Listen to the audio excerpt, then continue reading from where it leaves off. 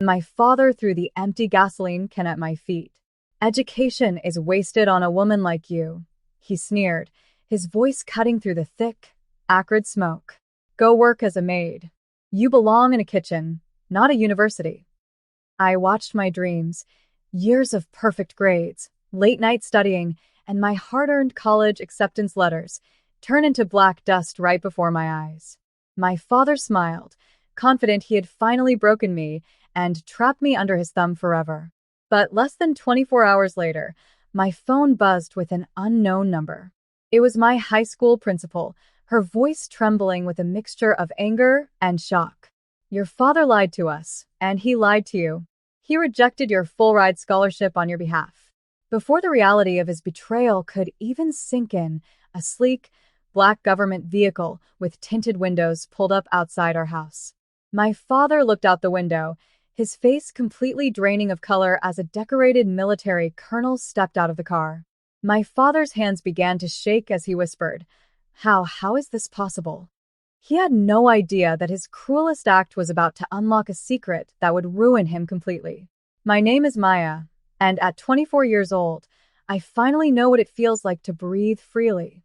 But if you had told my 18-year-old self that I would ever escape my father's shadow, I wouldn't have believed you. The ashes were still smoldering in our gravel driveway when my father threw the empty gasoline can at my feet. Education is wasted on a woman like you, he sneered, his voice cutting through the thick, acrid smoke. Go work as a maid. You belong in a kitchen, not a university. I watched my dreams, years of perfect grades, late-night studying, and my hard-earned college acceptance letters turn into black dust right before my eyes. My father, Arthur, was a deeply bitter and controlling man who ruled our household with an iron fist. He ran a small, struggling logistics company in our town, and he viewed everyone around him, especially me, as property to be managed. To Arthur, my sole purpose in life was to clean his house, cook his meals, and eventually be married off to one of his local business associates to increase his own social standing. He despised my ambition. For years, I had secretly stayed up past midnight, studying by the glow of a flashlight, determined to score high enough on my SATs to earn a way out of that suffocating environment. When the acceptance letters from 3 top-tier universities finally arrived in our mailbox, I thought I had won my freedom. But Arthur found them first. He didn't just hide them. He dragged me outside by the wrist and forced me to watch as he poured accelerant over the cardboard folders and struck a match. He smiled, confident he had finally broken me. I felt a cold numbness settle into my chest. But as I stood there staring at the ruins of my hard work, my phone suddenly buzzed in my pocket. It was an unknown number, and when I answered, the trembling, furious voice of my high school principal changed everything. Maya, thank God you picked up, Mrs. Gable, my principal, said, her voice shaking with an intensity that immediately made me sit up straighter. I'm sitting here reviewing the final district reports, and something looked completely wrong. I need you to tell me the truth. Did you really decline the Vanguard scholarship? The ground beneath my feet felt like it was shifting. The Vanguard was a prestigious, full-ride university scholarship that covered everything from tuition to housing. It was my golden ticket. No, I whispered, gripping the phone tightly as I glanced out the window at my father, who was casually washing the ash off his hands at the garden hose. I never declined it. I've been waiting for the final confirmation paperwork to arrive. There was a heavy, horrified silence on the other end of the line. Maya, your father came into the district office 2 weeks ago. He presented a signed letter, bearing your signature, officially rejecting the fund and stating that you were entering the family business instead. He told us you changed your mind. A wave of pure, white-hot fury crashed through my numbness. He hadn't just burned my letters today. He had actively stolen my future weeks ago, forging my name to lock me in this cage. I hung up the phone, marched straight into the kitchen, and confronted him. Arthur didn't even blink. He took a slow sip of his coffee and looked at me with cold amusement. I did what was best for this family, he said smoothly. You're staying right here. Now, stop this crying and go clean the guest room. My business partners are coming tomorrow, and the house needs to be spotless. He thought he had won. He had no idea the clock was already ticking. To understand why my father was so desperate to keep me trapped, you have to understand the ghost that haunted our halls. My older brother, Leo, had been the golden boy of the family. He was brilliant, athletic, and possessed a quiet kindness that Arthur completely despised. Arthur had tried to mold Leo into a ruthless businessman just like himself, but when Leo resisted, Arthur forced him into the military, using guilt and financial manipulation to push him into enlistment to satisfy his own failed ego. Tragically, 2 years ago, Leo's unit was ambushed during a deployment overseas. He was officially declared missing in action. The town wept for him, but inside our house, the grieving process was disturbingly short. Within weeks, Arthur was using Leo's substantial military death benefits and payout funds to inject cash into his own failing logistics company. He bought a new fleet of delivery vans, upgraded his lifestyle, and completely erased Leo's presence from our home. He ordered me to pack up Leo's bedroom, throwing away his sports trophies and high school yearbooks as if my brother had never existed.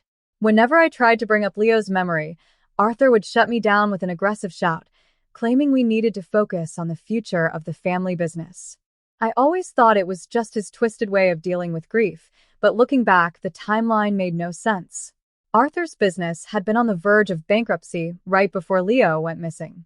Now, after discovering my father's willingness to forge my signature, a dark, sickening thought began to take root in my mind. What else had Arthur lied about? What else was he hiding inside those locked filing cabinets in his office? I was determined to find out, but the answers were already driving toward our front door. The next afternoon, the oppressive silence of our house was broken by the sound of laughter coming from the living room. My father was hosting Mr. Henderson, a powerful local landlord and investor.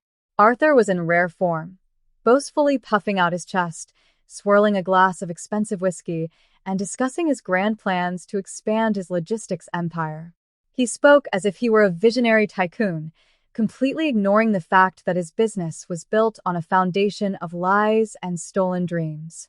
I stood in the kitchen, quietly preparing a tray of appetizers as ordered, feeling like a ghost in my own home. Suddenly, the loud, rhythmic thrum of a high-powered engine vibrated through the floorboards.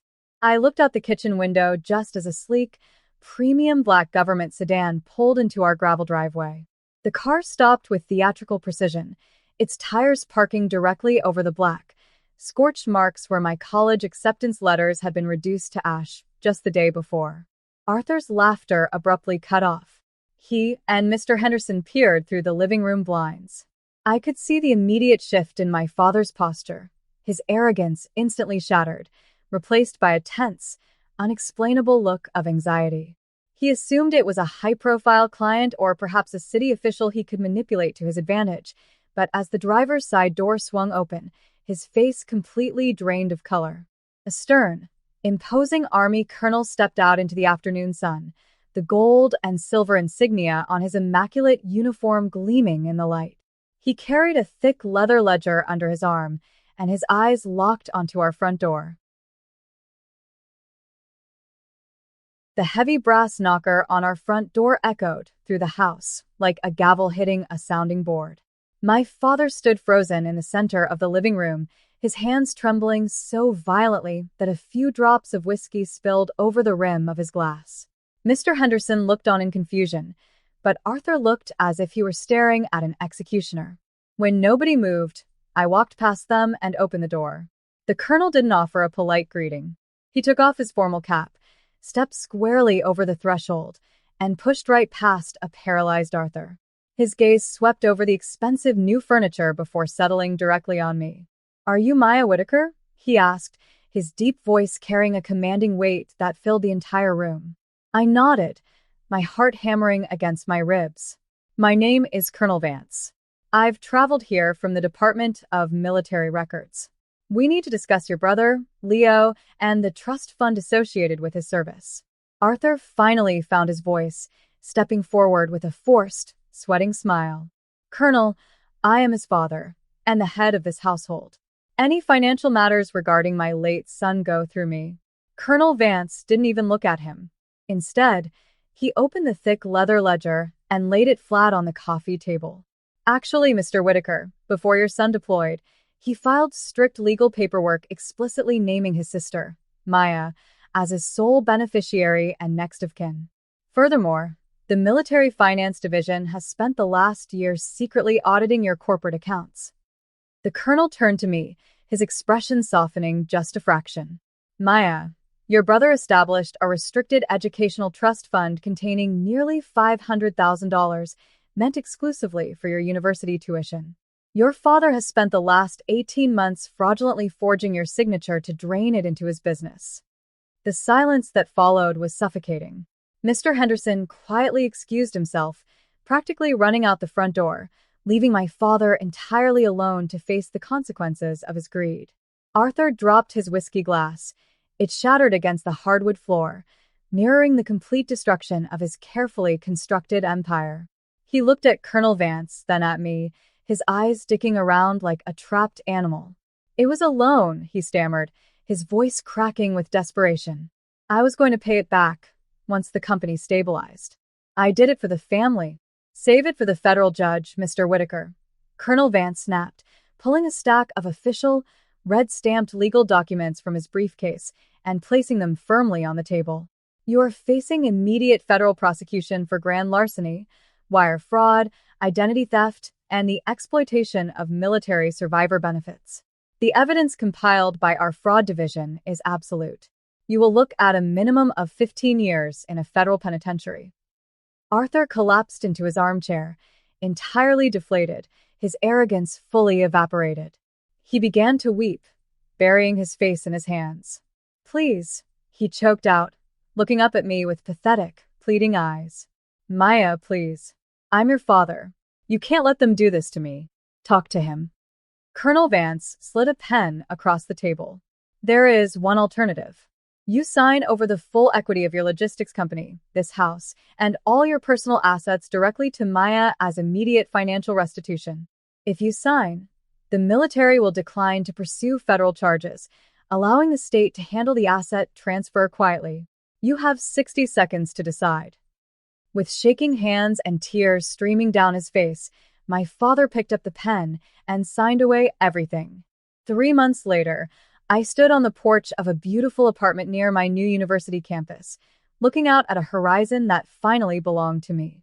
With the full equity of the company sold and the house liquidated, I recovered every single cent my brother had left for me.